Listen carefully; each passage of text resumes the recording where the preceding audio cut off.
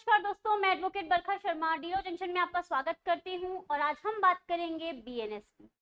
जी हाँ, एपीओ के संदर्भ में हम लोग कर रहे हैं बीएनएस की सीरीज। जी हाँ, जो आपका प्री ओरिएंटेड सिलेबस है बीएनएस का वो हम कवर करेंगे यहाँ पर। तो क्या चल रही है, हमारी एपीओ की सीरीज चल रही है। देखिए, एपीओ की सीरीज चल रही है।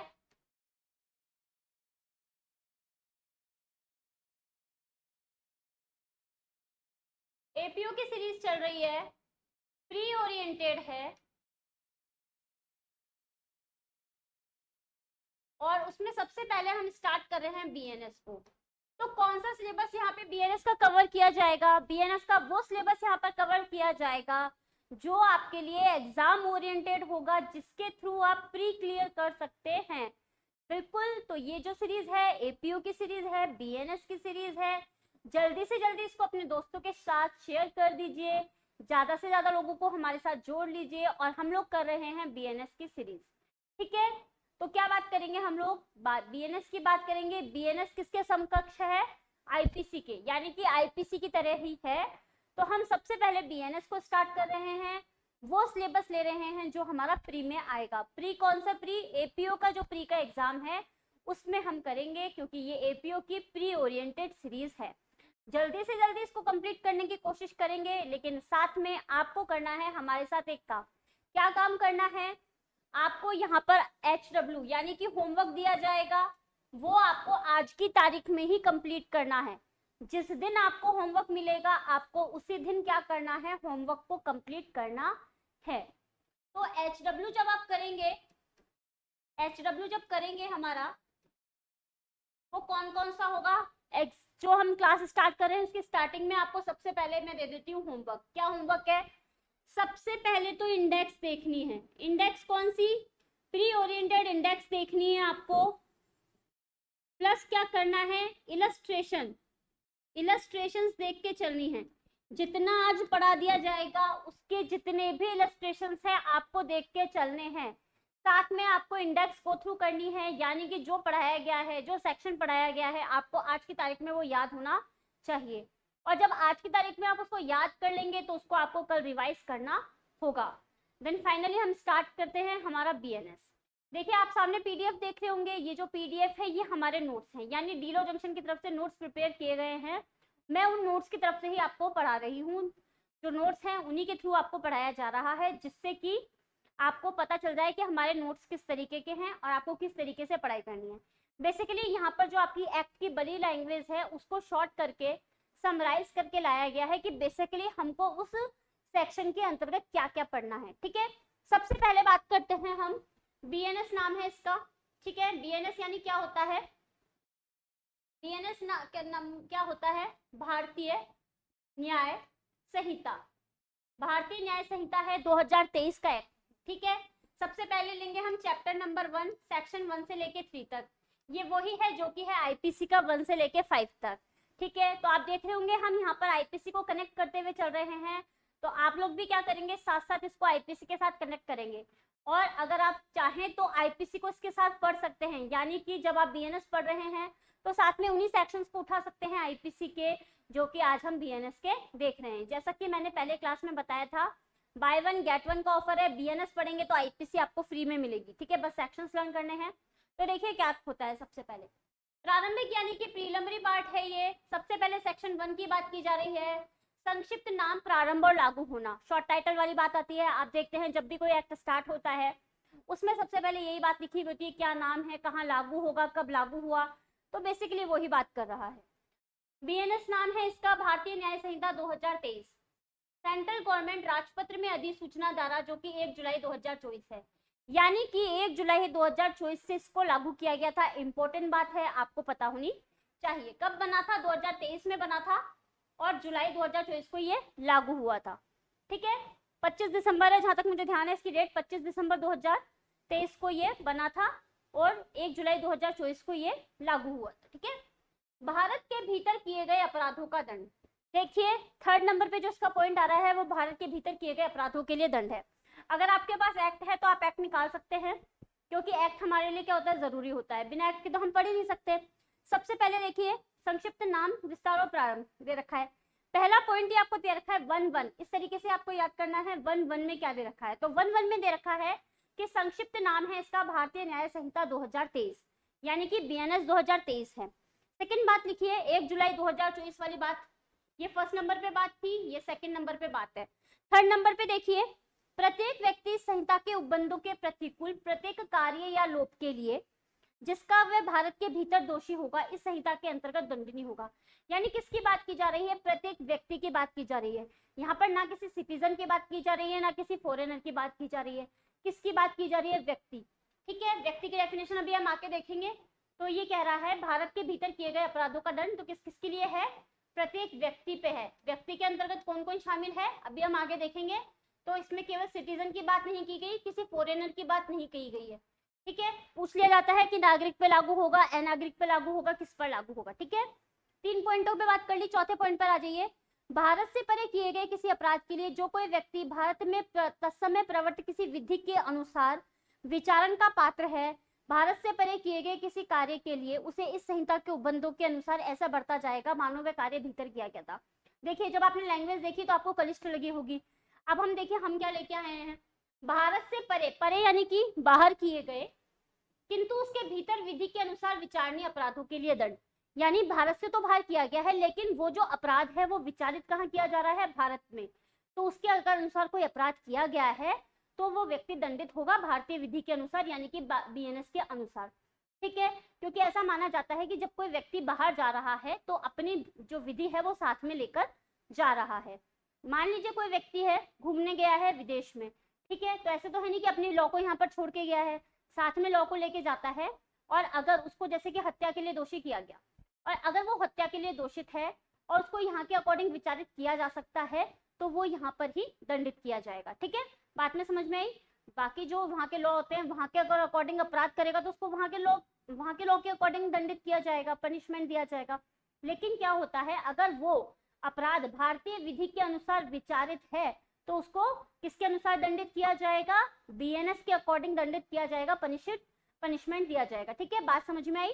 आगे चलिए देखिए हम कितने पॉइंट कर चुके हैं, 3 पॉइंट हो गए यहाँ पर, 4 पॉइंट। अब 5वां पॉइंट देखिए, राज्य क्षेत्रातीत अपराधों पर संहिता का विस्तार। 5वें नंबर का पॉइंट लेके आई हूँ जो है राज्य क्षेत्रातीत अपराधों पर संहिता का विस्तार।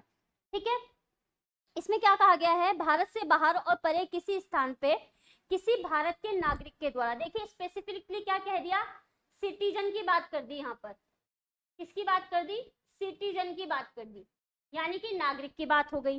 फिर क्या बोल रहा है, रजिस्ट्रीकृत किसी पोत या विमान पर, पोत यानी क्या होता है, जहाज, विमान वगैरह जो होते हैं ना, हवाई जहाज वगैरह मान लो।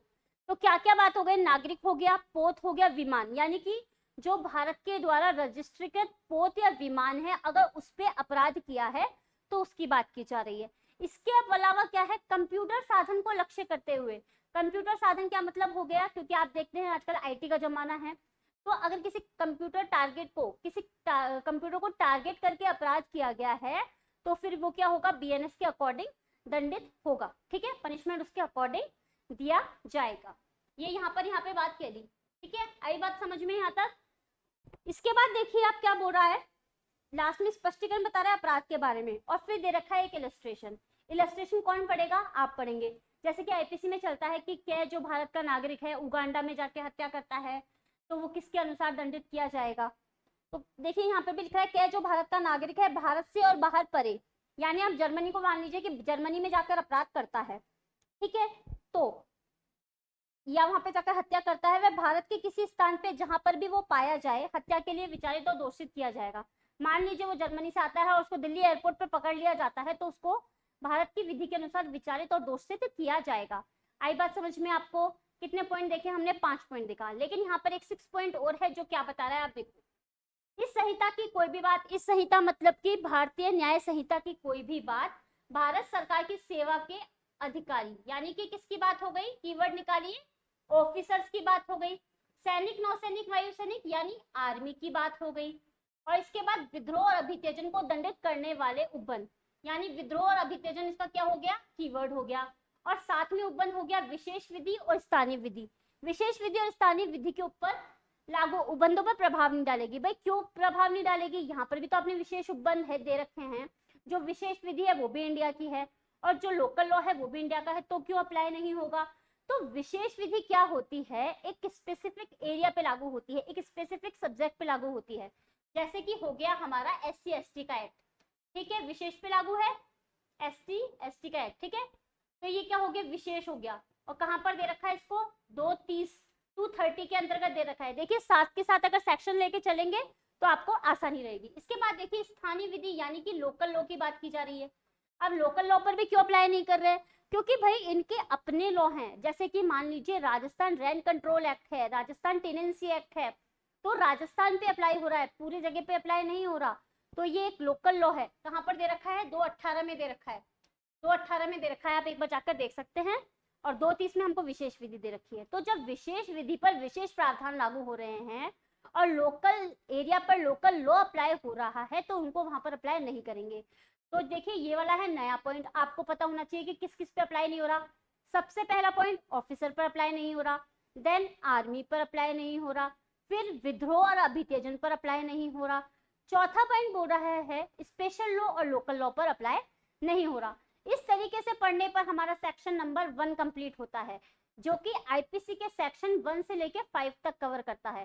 देखिए आपने पढ़ा एक सेक्शन, लेकिन यहाँ पर आपको कितने सेक्शन मिल गए, 5 सेक्शन मिल गए आईपीसी के, ठीक है। तो इजी तो हो ही गया ना।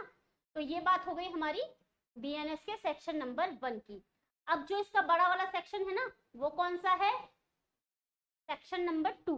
किसकी बात करता है, परिभाषाओं की बात कर रहा है। आ जाइए आप इसके ऊपर। टोटल कितनी डेफिनेशन है यहाँ पर, टोटल है 40 डेफिनेशन। कितनी डेफिनेशंस हैं, 40 डेफिनेशंस को हम शॉर्ट में देखते हुए चलेंगे, ट्रिक के थ्रू देखते हुए चलेंगे, क्योंकि बहुत ज्यादा बड़ी बड़ी डेफिनेशंस हैं। यहाँ पर हम उनके कीवर्ड निकालकर याद करने की कोशिश करेंगे, क्योंकि ये कौन सी सीरीज है, हमारी प्री ओरिएंटेड सीरीज है। तो हमको सेक्शन को देखते ही याद आना चाहिए कि मैम ये तो हमने वहां पर पढ़ा था कि भाई कार्य, कार्य का मतलब कार्य की आवली, ठीक है। ए से हो गया एक्ट, ठीक है। आते हैं सबसे पहले देखिए कार्य, कार्य यानी क्या होता है, एक्ट। एक्ट नंबर कौन सा है, 1 नंबर पर क्या आ रहा है, कार्य। यहाँ पर इन्होंने 1 2 3 करके ट्रिक दे रखे हैं, लेकिन यहाँ पर इन्होंने इंग्लिश वालों के लिए आसानी कर दी। जैसे ए से एक्ट हो गया, फिर 2 नंबर पे ए से एनिमल आ गया, 3 पे चाइल्ड आ गया। तो इस तरीके से याद करने की आसानी हो सकती है। अगर आपको इंग्लिश में याद करना, सेक्शन अगर इंग्लिश में याद करना इजी लग रहा है, तो आप बिल्कुल इंग्लिश में याद कर सकते हैं। हमारा उद्देश्य क्या है, एग्जाम पास करना, ठीक है। ये नहीं है कि हिंदी में हमको याद नहीं हो रहा, इंग्लिश में याद हो, हिंदी में याद हो, किसी भी तरीके से बस हमको याद होना चाहिए, ठीक है। अब देखो आप साथ सबसे पहले लिख रहा है कार्य, कार्य यानी क्या होता है, एक्ट। तो ये बोल रहा है कार्य के अंतर्गत कार्य की आवली भी आती है। अब ये आवली क्या हो गई, आवली का मतलब हो गया जैसे कि मान लीजिए एक काम किया, फिर दूसरा काम किया, तीसरा काम किया, चौथा काम किया। भाई किस संबंध में, अगर अपराध को करने में पहले एक काम किया, फिर दूसरा, तीसरा, चौथा, ये लिंक होते हुए अगर काम चल रहे हैं, तो जो ये लिंक होते हुए काम चल रहे हैं, ये जो लाइन बन रही है, इसको बोला जाता है आवली। तो कार्य के अंतर्गत आवली आते हैं, आवली कार्य के आवली के अंतर्गत कार्य आता है। देखिए इसमें क्या लिख रखा है, कार्यों की आवली का उसी प्रकार घोतक है जिस प्रकार एक कार्य का। यानी अगर इस संदर्भ में ये जब काम किया गया ना, आवली में कार्य किया गया, तो इसको एक कार्य माना जाएगा। जैसे कि मान लीजिए ए नाम का व्यक्ति है, वो बी नाम के व्यक्ति को मारना चाहता है, तो सबसे पहले वो क्या करता है, ए नाम का व्यक्ति सी के पास जाता है, उसको कहता है कि मैं बी को मारना चाहता हूँ।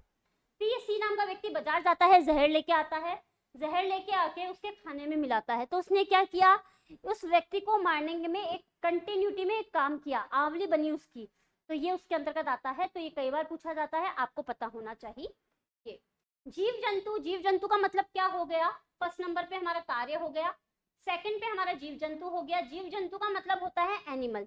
एनिमल में कौन इंक्लूड है, तो मतलब एनिमल वो होता है जो मनुष्य नहीं है, यानी कि ह्यूमन इंक्लूड नहीं है। आपको बस इतना सा पता होना चाहिए, ठीक है। बिना टाइम वेस्ट किए आगे चलते हैं। अब ये बोल रहा है बालक कौन होता है, तो बालक के अंतर्गत 18 वर्ष से कम आयु का व्यक्ति रह रखा है। अब बालक देख के आप ये मत कीजिएगा भाई बालिका नहीं लिख रही है यहाँ पर, तो मैम हम बालक में मेल को ही लिख के आएंगे, ऐसा नहीं है। बालक के अंतर्गत बालिका इंक्लूड होती है, तो वो व्यक्ति होता है इसके अंतर्गत जो 18 वर्ष से कम आयु का व्यक्ति हो, उसको बालक कहा गया है। पॉक्सो के कौन से सेक्शन लगते हैं, पॉक्सो पढ़ना तो है ना साथ में, तो पॉक्सो का सेक्शन लगता है यहाँ पर 2D, और जे एक्ट का लगता है हमारा 212। इसके साथ आप लिख सकते हैं, आप अपने एक्ट के पास जाके ये वाले सेक्शंस लिख सकते हैं, जिससे कभी भी आप पढ़ेंगे तो आपको याद रहेगा कि पॉक्सो में तो हमको 2D पढ़ना है और 212 पढ़ना है जे एक्ट का और 23 पढ़ना है हमको बीएनएस का। ठीक है, अब आता है 4th नंबर पर कूटकरण। ये कूटकरण क्या होता है, काउंटरफिट क्या होता है? कोई व्यक्ति एक चीज को दूसरी चीज के सादृश्य इस आशय से करता है। देखिए यहाँ तक डेफिनेशन पढ़िए, बहुत बड़ी डेफिनेशन है, टुकड़ों में पढ़ते हुए चलते हैं। कोई व्यक्ति यानी कोई भी पर्सन हो सकता है, इसमें वही मेल फीमेल ऐसा नहीं है, मेल फीमेल बच्चा वगैरह इसमें कोई इंक्लूड नहीं है, व्यक्ति बोला है। ठीक है, कोई व्यक्ति जो एक चीज को दूसरी चीज के सादृश्य, मैम ये सादृश्य क्या होता है? सादृश्य का मतलब होता है समान, यानी उसके जैसा का जैसा। इस आशय से करता है, यानी इस इंटेंशन के साथ करता है कि वह उस सादृश्य से, यानी वो जो समान चीज बनाई गई उसे प्रवंचना करे या संभाव्य जानते हुए करता है कि तत् द्वारा प्रवंचना की जाएगी, वह कूटकरण करता है, कहा जाता है। क्या बोला यहाँ पे ये बोला कि भाई कोई व्यक्ति है वो एक चीज को दूसरी चीज की तरह इस तरीके से बनाता है कि दो थर्ड पर्सन उस पर विश्वास करे कि ये वही चीज है। मान लीजिए ये एक डॉक्यूमेंट है या ये एक सिक्का है, ये मान लीजिए 10 रुपए का सिक्का है, तो एक व्यक्ति 10 रुपए का सिक्का दूसरा वाला ऐसा का ऐसे बनाता है, हल्का सा चेंज करके, कि भाई विश्वास किया जाए कि ये वही 10 रुपए का सिक्का है। ठीक है, तो इस सिक्के के कूटकरण की बात हो गई। तो कूटकरण की बात की जा रही है कि उस चीज को वैसे के वैसे बनाना। आ गई बात समझ में? 2-4 में हमको क्या कहा गया है? कूटकरण की बात की गई है। 4 सेक्शन हो गए हैं, 40 में से 4 चले गए हमारे, अब 36 पढ़ने। अब ये बोल रहा है न्यायालय यानी कि कोर्ट। कोर्ट क्या बोल रहा है? वह न्यायाधीश जिसे न्यायिक कार्य करने के लिए विधि द्वारा अकेले ही सशक्त किया गया है। यानी कि कोर्ट के अंतर्गत कौन आता है? ऐसा न्यायाधीश आता है जिसको कि न्यायिक कार्य यानी न्यायालय के अनुसार न्याय के काम करने के लिए विधि के द्वारा सशक्त किया गया है, और इसमें न्यायाधीश निकाय शामिल होता है। आपको पता होना चाहिए, कहीं आ जाए न्यायाधीश निकाय तो बोले मैम ये तो आपने बताया नहीं था, तो आपको पता होना चाहिए कि इसमें न्यायाधीश का निकाय जो होता है वो शामिल होता है। ठीक है, 5 सेक्शन हो गए। न्यायाधीश निकाय क्या होता है एक बार देख लीजिए। Court means a judge who is empowered by law to act judicially alone, or a body of judges which is empowered by law to act judicially as a body, when such a judge or body of judges is acting judicially। ठीक है, न्यायिक कार्य करने के लिए उसे सशक्त किया गया होगा। ये वही सेक्शन है जो आईपीसी का 20 है। ठीक है, आईपीसी का 20 सेक्शन है ये वाला। अब इसको देखिए, और ये जो कूटकरण था ना, ये कूटकरण वाला सेक्शन आईपीसी का 28 था,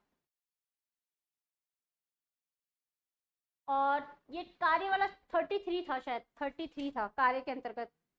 33 कार्यावली, पहले शायद 33 चलता था। ये एक बार देख लीजिएगा ये वाला सेक्शन। ठीक है ना। इसके बाद मृत्यु। मृत्यु में किसकी शामिल की गई है? मृत्यु, मानव की मृत्यु, ह्यूमन की मृत्यु। ज्यादा टाइम वेस्ट करने की जरूरत नहीं है यहाँ पर।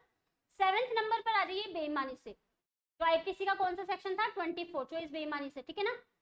इस आशय से कोई कार्य करना अभिप्रेत है जो एक व्यक्ति को सदोष अभिलाभ कारित करे और किसी अन्य को सदोष हानिकारित करे। देखिए आपको कई बार सीधे के सीधे यही लाइन मिलेगी, सदोष अभिलाभ और सदोष हानिकारित करे। कोई व्यक्ति बेईमानी से कार्य करता है जब किसी एक व्यक्ति को सदोष अभिलाभ काम हो और किसी दूसरे व्यक्ति को सदोष हानिकारित हो, यानी एक व्यक्ति को लाभकारित होगा, दूसरे को हानि होगी, और वो कैसा होना चाहिए? बेईमानी पूर्वक होना चाहिए। इसको आप कनेक्ट करेंगे 38 सेक्शन से। 38 सेक्शन से क्यों कनेक्ट करेंगे? क्योंकि सदोष अभिलाभ और सदोष हानि को वहां पर डिफाइन किया गया है। क्या बोल रहा है? डॉक्यूमेंट का मतलब किसी पदार्थ पर, पदार्थ कुछ भी हो सकता है, पर कैसे लिखेंगे? अक्षरों के माध्यम से, अंकों के माध्यम से, चिन्ह के साधन के द्वारा, एक से अधिक साधनों द्वारा अभिव्यक्त या वर्णित किया गया हो। ठीक है, तो वो क्या होता है? डॉक्यूमेंट होता है। ठीक है, आपको पूछ लिया जाए डॉक्यूमेंट क्या होगा, तो किसी भी पदार्थ पर अंकों चिन्हों के माध्यम से कोई भी चीज वर्णित की गई है तो वो इसके अंतर्गत इंक्लूड होती है। अब देखिए कपट पूर्वक। तो कपट करने के आशय से कोई काम करना, वहां कूटकरण था, यहाँ पे कपट पूर्वक था, जो कि आईपीसी का सेक्शन कौन सा है? 25 है। यहाँ पर कौन सा है? 9 सेक्शन है। तो कपट करने के आशय से कोई काम करना वो कहलाता है कपट पूर्वक। ठीक है, फिर 10 नंबर पे आता है लिंग। तो लिंग के अंतर्गत कौन आता है? पुरुष हो सकता है, यानी कि मेल, फीमेल और उभयलिंगी, यानी कि अब जो इसमें ट्रांसजेंडर वगैरह है उनको भी शामिल किया गया है। जो पहले सेक्शन 8 होता था आईपीसी का, वो यहाँ पर है। 8 और 10 आप याद कर सकते हैं। ठीक है, तो यहाँ तक लिंग तक पहुंचे हम। फिर बोलते हैं सद्भावना पूर्वक। सद्भावना पूर्वक कहता है, गुड फेथ में कोई काम करता है तो जो बात सम्यक सतर्कता और सावधानी से की गई हो, ठीक है। सद्भावना पूर्वक कौन सी बात होती है, जो बात सम्यक सतर्कता पूर्वक ध्यान से की गई है, वो इसके अंतर्गत आती है। जो हम आईपीसी का सेक्शन पढ़ते हैं तो 52 आता है, 52 सद्भावना पूर्वक, इस तरीके से हम याद करते हैं। इसके बाद देखिए 17 सरकार आती है। यहाँ पर ये 11वां सेक्शन था, 11वां सेक्शन था सद्भावना पूर्वक, 12 में आ गई हमारी सरकार। यहाँ 12 में सरकार है और आईपीसी में 17 में सरकार थी, ठीक है। कौन सी सरकार थी, राज्य सरकार और केंद्र सरकार इसके अंतर्गत आती है, यानी कि स्टेट गवर्नमेंट और सेंट्रल गवर्नमेंट को इसमें शामिल किया गया है। अब आता है 13 पर संशय। संशय यानी क्या होता है, किसी को आश्रय देना। संशय का मतलब होता है किसी व्यक्ति को आश्रय देना। ऊपर कर लेते हैं एक बार।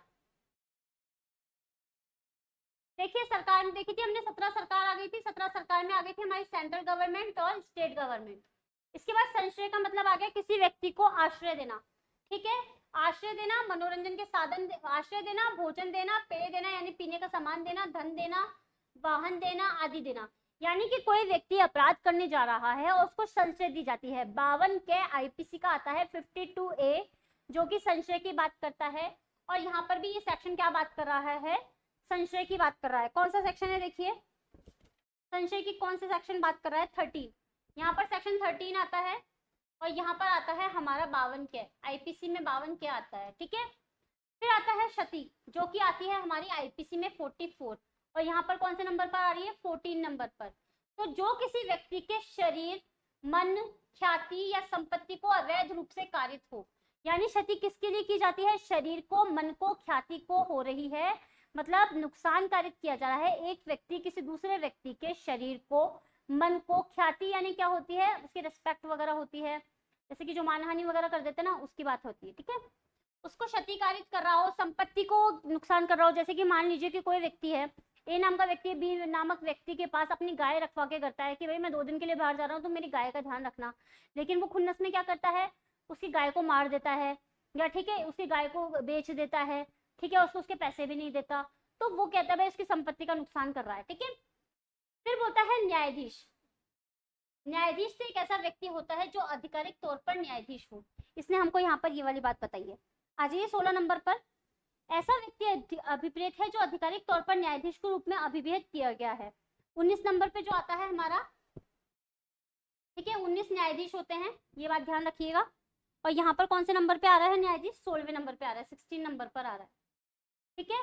15वें नंबर पर क्या था, अवैध, ये छूट गया हमारा, अवैध करने के लिए वैध रूप से आपद अपराध हो जो विधि द्वारा प्रतिषिद्ध हो, सिविल कार्यवाही करने के लिए उपराध। यानी अवैध कार्य कौन सा होता है, जो कि विधि ने उस काम को करने से मना कर रखा है और वो व्यक्ति क्या कर रहा है, उसी काम को कर रहा है, तो वो इसके अंतर्गत आ जाता है, ठीक है। अवैध मतलब विधि के द्वारा प्रतिषिद्ध, प्रतिषिद्ध मतलब विधि ने उसको मना कर रखा है, ठीक है। अब देखिए आप न्यायाधीश से कौन सा व्यक्ति होता है जो आधिकारिक तौर पर न्यायिक कार्य करने के लिए विधि ने नियुक्त किया हो। उसके अंतर्गत सिविल न्यायाधीश भी आता है और क्रिमिनल न्यायाधीश भी आता है। एक्ट निकाल लीजिए एक बार। फर्स्ट नंबर पे बोल रहा है सिविल और दंडिक कार्य करने के लिए होता है उस व्यक्ति निकाय में जो कि विधि के द्वारा सशक्त हो, न्याय वगैरह देने के लिए, ठीक है, अंतिम निर्णय वगैरह देने के लिए इसको नियुक्त किया जाता है। ये न्यायाधीश होता है, 16वें नंबर पे आता है और आईपीसी में आता है 19 नंबर पर, 19वें नंबर पर आता है, ठीक है। इसमें एक इलस्ट्रेशन दे रखा है जो कि आप लोगों को पढ़ना है, ठीक है। फिर आता है हमारा 47 आता है जीवन, जो कि आईपीसी का, और 17 पे आ जाता है यहाँ पर लाइफ की बात की जा रही है, तो मानव जीवन की बात की जा रही है। जैसे ऊपर ने हमने मानव मृत्यु की बात की थी, वैसे ही यहाँ पर मानव जीवन की बात की जा रही है, ठीक है। लोकल लॉ देखिए अभी हमने पढ़ा था 18 में, 218 में स्थानीय विधि यानी लोकल विधि की बात की जा रही थी, जो कि किसी लोकल एरिया को, जैसे कि हम राजस्थान में रहते हैं तो राजस्थान की बात की जा रही है, तो राजस्थान रेंट कंट्रोल एक्ट है। जैसे कि आप एक उदाहरण को पकड़ लीजिए जिससे कि वो चीज आपको हमेशा याद रहे। कई बार क्या हो जाता है, स्थानीय विधि और विशेष विधि में कंफ्यूजन होता है। स्थानीय विधि का आप एग्जांपल याद कर लेंगे जो कि होता है हमारा राजस्थान का रेंट कंट्रोल एक्ट, तो इससे आपको लोकल लॉ याद रहेगा, ये स्थानीय विधि हो गई। विशेष विधि यानी कि आप SC/ST एक्ट को याद कर लीजिए कि विशेष लोगों पर, यानी कि समुदाय विशेष पर लागू हो रहा है, SC/ST पर अप्लाई हो रहा है, तो वो विशेष हो गया, ठीक है। 18 में क्या है, लोकल लॉ है, और 30 में क्या है, स्पेशल लॉ है, ठीक है। अब देखिए पुरुष की बात की जा रही है, तो किसी भी आयु का नर हो सकता है इसके अंतर्गत। देखिए क्या लिख रहा है यहाँ पर, किसी भी मानव आयु का नर अभिप्रेत है, यहाँ पर आ गया 19वें नंबर पर पुरुष और वहां पर 10 नंबर पे था, ठीक है। मास और वर्ष की बात की जा रही है, तो 49 पे था आईपीसी के अंतर्गत और यहाँ पर है 20 नंबर पर, ठीक है। मास और वर्ष, तो मास और वर्ष किसके अकॉर्डिंग चलता है, जैसा कि ग्रिगोरियन कैलेंडर चलता है हमारा, उसके अकॉर्डिंग चलता है। आपको बस ये पता होना चाहिए कि हमारा जो वर्ष और मास है वो ग्रिगोरियन कैलेंडर के अनुसार चलता है। कई बार पूछ लिया जाता है, ठीक है। कई बार हम सोच लेते हैं ये छोटा सा सेक्शन है, इसमें से थोड़ी ना पूछेगा, लेकिन कुछ भी पूछ सकता है, ठीक है। अब देखिए यहाँ पर 21 पे आ रही है जंगम संपत्ति, ठीक है। और वहां पर कौन थी, किस में थी, वहां पर, यहाँ पे तो 21 में थी और वहां पे 22 में थी, ठीक है। वहां पर मतलब आईपीसी में 21 और 22 ऐसे याद कर लो। जंगम संपत्ति में क्या आता है, भूमि, भूबद्ध चीजें। जंगम का मतलब क्या होता है, जंगम संपत्ति का मतलब होता है इमूवेबल प्रॉपर्टी, जो मूव नहीं हो सकती है, चल संपत्ति नहीं होती है, अचल संपत्ति होती है, ठीक है। भूबद्ध किसी चीज से स्थायी रूप से जकड़ी हुई, ठीक है। स्थायी रूप से जकड़ी हुई चीजें होती है वो इसके अंतर्गत आती है। जैसे कि बिल्डिंग है, बिल्डिंग को उठा के थोड़ी ना लेके जाएंगे, तोड़ना ही पड़ेगा आखिर, लेकिन ऐसे उठा उठू के थोड़ी ना लेके जा सकते हैं, वो इसके अंतर्गत आता है, ठीक है।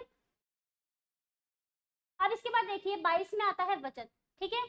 वचन के अंतर्गत एक वचन में बहुवचन और बहुवचन में एक वचन शामिल होता है। यहाँ पे तो ये बोला गया है 22वें नंबर पर है और जो हमारी आईपीसी थी वहां पर 9 नंबर पर था, ठीक है। अब यहाँ पर देखिए 23वें नंबर पर आ रही है शपथ और वहां पर 51 नंबर पे थी शायद, यस 51 नंबर पे थी शपथ। शपथ क्या होती है, विधि के द्वारा प्रतिस्थापित सत्यनिष्ठा प्रतिज्ञा। कई बार देखते हैं ना कि मैं विधि की शपथ खाकर कहता हूँ कि मैं जो भी कहूंगा सच कहूंगा, वो वाली शपथ है, ठीक है। यहाँ पे गीता की कसम खा के कहता हूँ, कई बार डायलॉग सुना होगा आप लोगों ने कि मैं गीता की कसम खा के कहता हूँ कि मैं जो कुछ कहूंगा सच कहूंगा, सच के सिवा कुछ नहीं कहूंगा, वो शपथ है यहाँ पे, ठीक है। विधि द्वारा प्रतिस्थापित शपथ वपथ की बात की जा रही है। अब 24 बोल रहा है, क्या बोल रहा है 24, देखो अपराध की बात की जा रही है। और देखिए शपथ में ये भी कह रहा है कि किसी लोक सेवक के, पब्लिक सर्वेंट के समक्ष किया जाना चाहिए या फिर सबूत के प्रयोजन के लिए उपयोग किया जाना चाहिए। शपथ का उपयोग किसके द्वारा किया जाना चाहिए, लोक सेवक के सामने यानी पब्लिक सर्वेंट के सामने होना चाहिए और सबूत पेश करने के लिए किया जाए। जैसे कि मैंने आपको बताया गीता की कसम खा के कहता हूँ, वो वाला डायलॉग याद रख लेना। इसके बाद देखिए 24वें नंबर पर आता है अपराध। अपराध जो था वो 40 में आता था आईपीसी के अंतर्गत। तो अपराध कहता है कुछ धाराओं में परिभाषित अपराध की बात की जा रही है। यहाँ पर देख लीजिए आप क्या बोल रहा है, जो हमारा 24 नंबर पे अपराध आ रहा है ना, उसमें नीचे कुछ सेक्शंस दे रखे हैं, एक बार हल्का सा रीड आउट कर लीजिएगा। पर लेकिन जैसे आपको डायरेक्टली पूछ लिया जाए कि कौन से सेक्शन में अपराध को परिभाषित किया गया है, तो 24 में और आईपीसी में 40 में डिफाइन किया गया है, ठीक है। अब 25 कहता है लोप। लोप का क्या मतलब होता है, लोप का मतलब होता है छुपाना, मतलब जिस काम को करना जरूरी है वो काम नहीं किया, उस काम को छोड़ के दूसरे काम कर दिए। क्या मतलब निकला इस बात का, 33 कार्य लोप के अंतर्गत आता है। जैसे कि अभी मैंने बताया था ना 33, आईपीसी में 33 चलता था, ये 33 चलता था। लोपों की आवली से तात्पर्य एक लोप, लोप का मतलब हो गया कि भाई जिस काम को करना था आपने वो काम नहीं किया और उसके संबंध में और काम भी नहीं किया।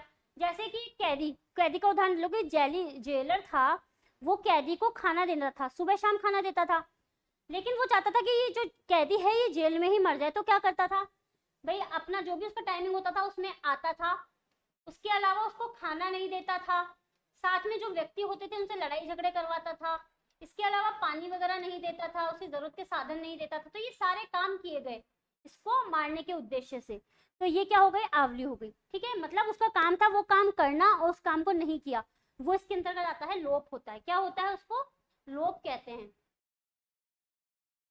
जिसको कि क्या बोला जाता है, ओमिशन भी बोला जाता है, ठीक है ना। फिर आता है हमारा व्यक्ति। व्यक्ति कौन से नंबर पर है, देखो 26 व्यक्ति, ऐसे याद करो 26 व्यक्ति हैं, 26 व्यक्ति हैं। और आईपीसी में कितने व्यक्ति थे, आईपीसी में थे 11 व्यक्ति, ठीक है। व्यक्ति यहाँ पर आकर भर गए। व्यक्ति कैसे है, कंपनी, संगम या व्यक्ति निकाय। अभी इसने डिफाइन कर दिया कि व्यक्ति में कौन कौन आएगा, तो व्यक्ति में आ जाएगा पर्सन, मतलब जो नॉर्मल हमारा ह्यूमन बीइंग होता है वो, कंपनी हो गई, कोई निकाय वगैरह हो गया, उसको इसके अंतर्गत इंक्लूड करते हैं। आपको इसमें क्या याद होना चाहिए, सेक्शन सबसे पहले 26वें नंबर पर है, 3 लोगों को शामिल कर रहा है, व्यक्ति, कंपनी और निकाय। बेसिकली आपको ये याद होना चाहिए। अगर आपको वहां पे ये तीनों चीजें मिल जाए तो टिक करके आ जाइएगा, ठीक है। अब क्या बोल रहा है, लोक वर्ग समुदाय, ठीक है। यहाँ पे देखिए 27वें नंबर पर है, वहां पर 12 लोग था, ठीक है। वहां पर मतलब अपनी आईपीसी, लोक का मतलब वर्ग समुदाय। अब देखिए इंपॉर्टेंट डेफिनेशन है हमारी, 28 आता है लोक सेवक, 28 आता है लोक सेवक। और जब हम आईपीसी की बात करते थे तो 21 में आता था लोक सेवक। ठीक है। 21 लोक सेवक।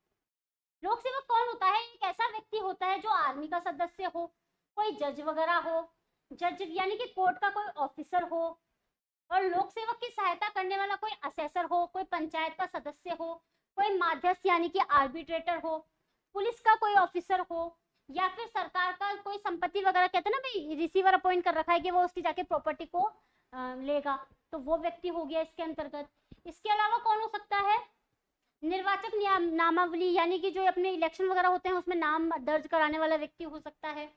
प्रत्येक व्यक्ति जो सरकार की सेवा, वेतन, किसी लोक कर्तव्य के पालन के लिए सरकार से फीस वगैरह प्राप्त करता है, वो इसके अंतर्गत आता है।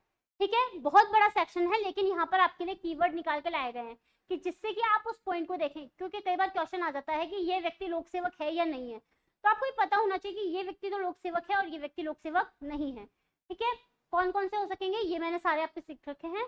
और अगर आप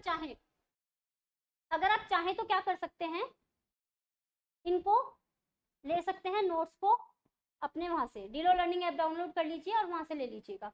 ठीक है, एक बार इसको इरेज कर लेते हैं। देखिए जी, आज क्या करना पड़ेगा आपको, इंडेक्स आज की आज याद करनी पड़ेगी, तब आपका बैलेंस बैठेगा इसको याद करने का, नहीं तो फिर दिक्कत आ जाएगी। ठीक है ना। अब देखिए, विश्वास करने का कारण, कोई व्यक्ति किसी बात को विश्वास करने का कारण करता है तब कहा जाता है जबकि विश्वास करने का पर्याप्त कारण हो या अन्यथा नहीं। ठीक है, यहाँ पर देख लेते हैं कौन सा सेक्शन है विश्वास करने का। विश्वास करने का कारण है 26 तो था हमारे आईपीसी में और यहाँ पर है 29। देखिए बिल्कुल उल्टा हो रहा है, 29 का जो उल्टा करेंगे वो हो जाएगा 26। तो आपको याद हो जाएगा विश्वास करने का कारण क्या है, 26, 26 का उल्टा 29, 29 का उल्टा 26। ठीक है, यानी 29 का उल्टा 26, 26 का उल्टा 29। इस तरीके से आप याद कर सकते हो। तो अब देखिए विशिष्ट विधि क्या होती है, विशिष्ट विषय को लागू होती है, यानी कि जैसे कि मैंने आपको एग्जांपल बताया था, SC ST शुरू से साथ में लेके चलिए, डायरेक्ट एग्जांपल याद कर लेंगे तो आपको दिक्कत नहीं आएगी। SC ST ठीक है। फिर आती है हमारी मूल्यवान प्रतिभूति, 30 मूल्यवान प्रतिभूति है। ठीक है, कहाँ पर, आईपीसी में, आईपीसी में 30 आती है। ठीक है, और विशेष विधि वहां पर कितने पे थी, 41 पे थी, याद रखना। ठीक है, और लोकल लॉ कितने पे था, लोकल लॉ था वहां पे 40 पे। ठीक है, ये याद रखना। मूल्यवान प्रतिभूति यहाँ पर आती है हमारे कितने नंबर पर आ रही है, 31 नंबर पर आ रही है। देखो 31 मूल्यवान प्रतिभूति, वहां पर कितने पे थी, 30, एक पॉइंट बढ़ गया उसका। ठीक है ना, एक पॉइंट बढ़ गया। क्या बोल रहा है, जिसके द्वारा कोई वैधिक अधिकार यानी कि लीगल लाइबिलिटी जो होती है वो सृजित, विस्तृत, अंतरित, निर्बंधित, निर्वापित किया जाए। देखिए ये जो पॉइंट होते हैं ना, इनको ऐसे कैसे याद करो, सृजित, विस्तृत, अंतरित, ऐसे तीन तीन करके याद करो, सृजित, विस्तृत, अंतरित, और उसके बाद निर्बंधित और निर्वापित किया जाता है, वो इसके अंतर्गत आता है। ठीक है, और विधिक दायित्व के अधीन है, विधिक अधिकार नहीं रखता। ठीक है, ये इसके अंतर्गत आता है। मूल्यवान प्रतिभूति क्या होती है, जैसे कि अपने विल वगैरह हो गई, विल तो नहीं आती इसके अंतर्गत। मूल्यवान प्रतिभूति ना कोई डॉक्यूमेंट हो भाई, वो प्रोमिसरी नोट वगैरह ये होते हैं शायद, ये इसके अंतर्गत आ जाते हैं। ठीक है, मूल्यवान प्रतिभूति होती है। ये में लिखा हुआ भी है कि ऐसा कोई दस्तावेज जो किसी कोई विधिक अधिकार सज्जित, विस्तृत, अंतरित, निर्बंधित और निर्वापित करता है। देखिए विनिमय पत्र की पीठ, मैंने बताया था ना आपको, प्रोमिसरी नोट लिखा होगा इसके अंतर्गत, valuable security, bill of exchange आ रहा है इसके अंतर्गत, बिल ऑफ एक्सचेंज वगैरह होता है ना, वो इसके अंतर्गत आता है। ठीक है, एक बार इसके इलस्ट्रेशन देख लेते हैं अपन। क्या एक विनिमय पत्र की पीठ पर अपना नाम लिख देता है, इस प्रस्तांकन का प्रभाव किसी व्यक्ति को जो उसका विधिपूर्ण धारक हो जाए, विनिमय पत्र का अधिकार अंतरित किया जाना है, इसलिए प्रस्तांक मूल्यवान प्रतिभूति है। तो मूल्यवान प्रतिभूति पहले 30 में थी, अब 31 में है। और एग्जाम्पल कैसे याद रखेंगे आप, विनिमय पत्र यानी कि बिल ऑफ एक्सचेंज को याद कर लेंगे। साथ में क्या होगा, आप क्या देखेंगे कि इससे क्या होता है, कोई भी व्यक्ति का अधिकार होता है वो सृजित होता है, विस्तृत यानी कि बढ़ता है, निर्बंधित, निर्वापित वगैरह होता है, ये याद कर लो। ठीक है, ये बेसिकली इसका पॉइंट है। डायरेक्टली वैसे जो क्वेश्चन आएगा ना प्री में, वही आएगा कि भाई मूल्यवान प्रतिभूति कहाँ पर दे रखी है। ठीक है, और मूल्यवान प्रतिभूति पे क्वेश्चन आता है, इसलिए मैंने इसको ज्यादा डिस्क्राइब किया। अब आता है जलयान, ऐसी चीज जो मानवों के या संपत्ति के जल द्वारा प्रवहन के लिए बनाई गई है। ठीक है, जलयान की बात की जा रही है। यहाँ पर आता है 32 और वहां पर कौन सा है 48, वहां पर मतलब अपने आईपीसी में। स्वेच्छा यानी कि उन साधनों द्वारा कारित करता है जिनके द्वारा उसे कारित करना उसका आशय था और जानता था, यानी कि स्वेच्छा मतलब अपनी मर्जी से कोई काम कर रहा है, अपराध कारित कर रहा है तो वो अपनी मर्जी से कारित कर रहा है, किसी ने उसको फोर्स नहीं किया। वो जानता था कि भाई मैंने किसी व्यक्ति की अगर थाली में ये विषैला पदार्थ मिलाया तो वो व्यक्ति मर जाएगा, तो वो इसके अंतर्गत इंक्लूड होता है। विल के अंतर्गत क्या आता है? एक वसीयती दस्तावेज आता है। महिला के अंतर्गत किसी भी आयु की मानव नारी आती है। मानव नारी ऐसे नहीं कि छोटी बच्ची है तो उसको शामिल नहीं करेंगे, बूढ़ी औरत है तो उसको शामिल नहीं करेंगे। नारी मतलब हर आयु की नारी, चाहे वो जस्ट पैदा हुई हो या जस्ट मरणासन स्थिति में हो, उसको भी हम इसमें इंक्लूड कर लेंगे। सैदोष अभिलाप सैदोष हानि, जैसा कि मैंने आपको पहले बताया था, क्या कहा गया था इसके अंतर्गत 36 और 37 आता है, ठीक है। जबकि वहां पर हम बात करते थे तो 23 में आता था सैदोष अभिलाप और सैदोष हानि, ठीक है। यहाँ पर किसकी बात की जा रही है? 36 और 37 की बात कर रहा है, सैदोष अभिलाप और सैदोष हानि। अभिलाप प्राप्त करने वाला व्यक्ति वैध रूप से हकदार ना हो, यानी कि जिस व्यक्ति को लाभ मिल रहा है उसको लाभ नहीं मिलना चाहिए था। बिल्कुल जनरल लैंग्वेज में याद करिए कि सैदोष अभिलाप का मतलब है कि जिसको लाभ मिला वो उसका अधिकारी नहीं था। सैदोष हानि मतलब जिसको हानि हुई वो उसका अधिकारी नहीं था, मतलब उसको वो हानि होनी नहीं चाहिए थी। इसके बाद देखो, उन शब्दों और पदों का इसमें प्रयुक्त और परिभाषित नहीं है, किंतु आईटी एक्ट और बीएनएस एक्ट 2023 में परिभाषित है। यानी जिनका यहाँ पर उल्लेख नहीं किया गया है तो उनको किसके अकॉर्डिंग माना जाएगा? मतलब जिनको यहाँ पर परिभाषित कर दिया वो तो ठीक है, और जिनको परिभाषित नहीं किया गया उसको आईटी एक्ट के अंतर्गत लेंगे। देख लीजिए आप क्या लिख रखा है इसके अंतर्गत, और किसके अकॉर्डिंग लेंगे? बीएनएसएस के। यहाँ पे बीएनएस लिखा हुआ है, इसको कर लीजिए बीएनएसएस, यानी भारतीय नागरिक सुरक्षा अधिनियम। जहां पर बीएनएस में डिफाइन कर दिया जिस परिभाषा को, वो तो ठीक है, पर जो शब्द यहाँ पर यूज हो गए, जैसे कि कंप्यूटर संसाधन है, कंप्यूटर संसाधन को तो यहाँ पर परिभाषित नहीं किया था, उसको आईटी एक्ट के अकॉर्डिंग लिया था। तो बोल रहा है कि भाई जिसको यहाँ पर परिभाषित नहीं किया है तो उसको लेंगे हम आईटी एक्ट 2000 के अकॉर्डिंग। और साथ में क्या बोल रहा है? बीएनएसएस यानी कि नागरिक सुरक्षा संहिता जो है हमारी भारतीय नागरिक सुरक्षा संहिता, वहां पर जैसे कि कोई जमानत वाली बात लिख दी कि उसको यहाँ से जमानत मिलेगी, तो जमानत को तो इन्होंने यहाँ पर डिफाइन नहीं किया। जमानत को कहाँ पे डिफाइन किया है? भारतीय नागरिक सुरक्षा संहिता में, तो उस पॉइंट को हम वहां से उठा लेंगे। अब लास्ट इसका जो पार्ट बच रहा है सेक्शन नंबर 3, साधारण स्पष्टीकरण, यानी कि जनरल एक्सप्लेनेशन, यानी कि स्पष्ट कर रहा है, उसको क्या कर रहा है? एक्सप्लेन कर रहा है उस बात को। तो कौन कौन से शब्द है देखिए। सबसे पहले संहिता में की परिभाषाओं को अपवादों के अध्ययन समझा जाना, ठीक है। आईपीसी का सेक्शन 6 जो है वही वाली बात कर रहा है जो यहाँ पर कर रहा है, ठीक है।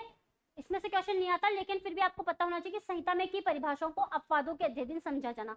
देखिए जिस पॉइंट को लगेगा कि एक्सप्लेन करके चलना चाहिए उसको पूरा डिटेल में एक्सप्लेन करूंगी, लेकिन जो लगता है कि छोटा सा सेक्शन है इसको ऐसे चल के काम चल जाएगा तो कोई दिक्कत नहीं, उसको हम ऐसे छोड़ के चल चलेंगे, क्योंकि हमको पकड़ना ही नहीं, छोड़ना भी सीखना होगा, ठीक है ना। अब देखिए, एक बार स्पष्टीकृत पद का भाव, सेक्शन 7 आता है हमारा, यहाँ पर 3(1) के अंतर्गत, 3(2) के अंतर्गत, और यहाँ पर जो आईपीसी का सेक्शन 7 है, एक बार स्पष्टीकृत पद का भाव। आ जाइए सेक्शन पर, क्या बोल रहा है? प्रत्येक पद जिसका स्पष्टीकरण संहिता के किसी भाग में किया गया, यानी कि जिसको किसी भी, जैसे कि हत्या को वहां पर डिफाइन कर दिया गया, तो आगे जब भी हत्या का वर्ड आएगा तो आपको उसके अकॉर्डिंग ही उठा के रखना है, अपनी मर्जी से अर्थ नहीं निकालने, ठीक है ना। इसके बाद क्या बोल रहा है? पत्नी लिपि के सेवक के कब्जे में संपत्ति, आईपीसी का जो सेक्शन 27 था वो आता था। क्या बोलता है कि भाई कोई व्यक्ति है, अगर उसके कब्जे में संपत्ति है, तो ऐसा ही उसके कब्जे में संपत्ति है, और मान लीजिए कि वो कहता है कि भाई मेरे पास प्रॉपर्टी नहीं थी, मेरी पत्नी के पास संपत्ति थी, मेरे सेवक यानी कि नौकर के पास संपत्ति थी, मेरे लिपिक यानी कि जो क्लर्क मेरे अंडर काम करता है उसके पास संपत्ति थी, मेरे पास नहीं थी, तो लेकिन ऐसा नहीं माना जाएगा। पत्नी, लिपिक और सेवक के कब्जे में अगर संपत्ति होगी तो वो उसी व्यक्ति के कब्जे में संपत्ति मानी जाएगी। चुराई हुई संपत्ति का उदाहरण ले लो, मान लीजिए ये पेन है, ये पेन ए नाम का व्यक्ति है, वो चुराता है, ठीक है, ले जाके अपने घर में रख देता है। उसकी पत्नी सोचती है कि भाई इसका इंपॉर्टेंट डॉक्यूमेंट है, वो मतलब इंपॉर्टेंट है पेन ये उसका, तो वो उठा के अलमारी में रख देती है। बाद में पता चलता है कि ये पेन तो वो उठा के ले गया, लेकिन वो बोलता है मेरे पास तो पेन है नहीं, उसके घर की तलाशी लेके जाती है, उसकी पत्नी की अलमारी में से वो क्या निकलता है? पेन निकलता है। तो क्या माना जाएगा कि वो जो पेन था वो उसी की संपत्ति के अंतर्गत माना जाएगा। इसके बाद देखिए, कार्यों का निर्देश करने वाले शब्दों के अंतर्गत अवैध लोप भी आता है। कार्यों का शब्दों के अंतर्गत अवैध लोप भी आता है, इसको आप यहाँ पर डिफाइन करेंगे। इसमें सेक्शन 33 चलता है, ठीक है। फिर आता है सामान्य आशय को अग्रसर करने में कई व्यक्तियों के द्वारा किए गए कार्य, सेक्शन नंबर 34। सामान्य आशय को अग्रसर करने में कई व्यक्तियों के द्वारा अगर किए गए कार्य हैं तो वो वैसे माना जाएगा कि उसी व्यक्ति ने किए हैं। एक बार फटाफट से सेक्शन को देख लीजिए। जब कोई कार्य, आपराधिक कार्य कई व्यक्तियों द्वारा, यानी कि बहुत सारे व्यक्ति हैं, उनके द्वारा अपने सबके सामान्य आशय को अग्रसर करने में किया जाता है, तब ऐसे व्यक्तियों में से प्रत्येक व्यक्ति उस कार्य के लिए उसी प्रकार के दायित्वहीन होंगे मानो कि वो कार्य अकेले उसी ने किया है। ठीक है, यहाँ पर जो सेक्शन 34 है वो यहाँ का 3 कौन सा है, 33, 34, 35। ठीक है, ये देख लीजिए 34 और 35 को आपको साथ में पढ़ना है। मतलब कि मान लीजिए आपने देखा कॉमन इंटेंशन वाली बात हो गई, ये कॉमन आशय की बात हो गई। क्या बोल रहा है कि भाई एक व्यक्ति है चोरी करने के आशय से किसी के घर में जाता है, ठीक है, चोरी करना चाहता है, लेकिन वो क्या करता है कि बहुत बड़ा बंगला है उसमें ऐसे नहीं घुस सकता, तो वो क्या करता है, वहां पे जो मालिक रहता है, वहां पे जो नौकर काम करता है उसकी सहायता लेता है कि भाई तू मुझे किसी भी तरह से उस घर के अंदर एंट्री करवा दे, ठीक है, मैं तेरे को इसमें से इतना % तेरे को दे दूंगा, तू बस मेरे उस घर के अंदर एंट्री करवा दे, उस कमरे में एंट्री करवा दे जहां पर वो तिजोरी बनी हुई है। वो जाता है, ठीक है, दूसरा व्यक्ति जाता है, उसके लिए वो ऑलरेडी ताला खोल के रखता है, ताला खोलते हुए वहां की नौकरानी उसको देख लेती है, फिर वो 3rd नंबर व्यक्ति है, वो क्या बोलता है, उस नौकरानी को राजी कर लेता है कि भाई मैं तेरे को पैसे दे दूंगा। तो वो तीनों मिलके क्या करते हैं, चोरी करते हैं, लेकिन उनका आशय क्या है, तीनों का आशय क्या है, एक ही आशय है, चोरी करने का। तो सभी के सामान्य आशय को अग्रसर करने में कोई व्यक्ति काम करता है तो वो उसी प्रकार दायित्वहीन होगा जैसे कि मानो उसने अकेले ने किया है। अब वो नौकरानी बोलती थी भाई मैंने तो ये काम नहीं किया था, उसने करवाया मेरे से, तो ऐसा नहीं होगा क्योंकि उस चोरी के काम में उसने सहयोग दिया था। अब ये बोल रहा है जबकि ऐसा कार्य इस कारण आपराधिक है कि वह आपराधिक ज्ञान या आशय से किया गया है, सेक्शन नंबर 35। मतलब कोई कार्य इस कारण आपराधिक है कि वो आपराधिक ज्ञान या आशय से किया गया है, तो उसको क्या माना जाएगा, आपराधिक काम माना जाएगा।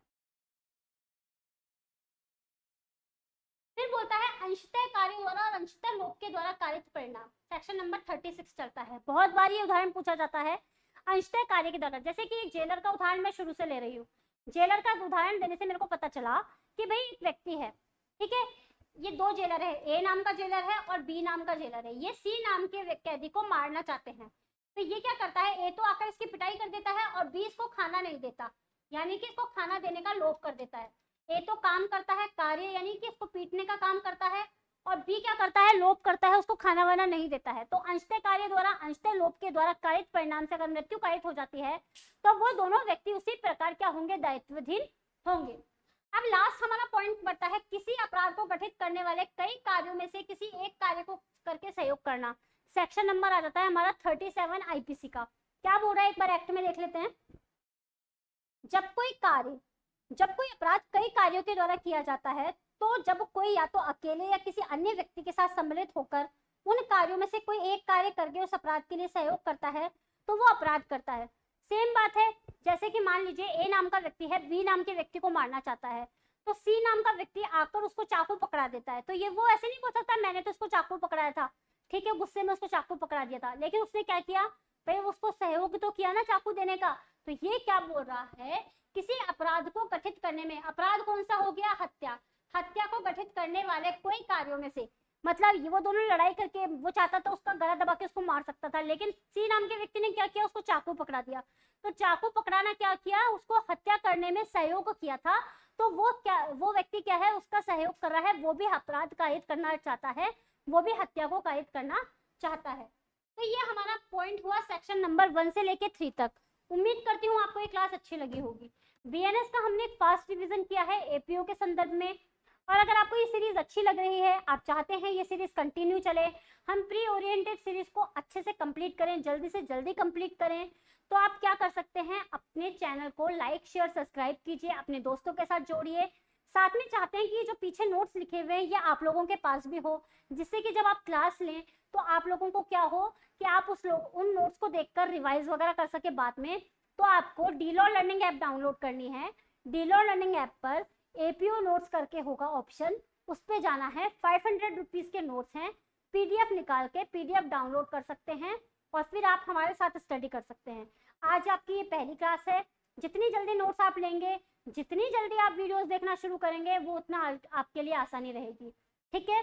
तो इसी सीरीज को कंटिन्यू करने में हम अपना सेकंड लेक्चर लेके आएंगे, और इसको ज़्यादा से ज़्यादा शेयर कीजिए। क्लास कैसी लगी ये मुझे कमेंट में करके बताइए, और मिलते हैं हम एक नए लेक्चर के साथ। Thank you so much.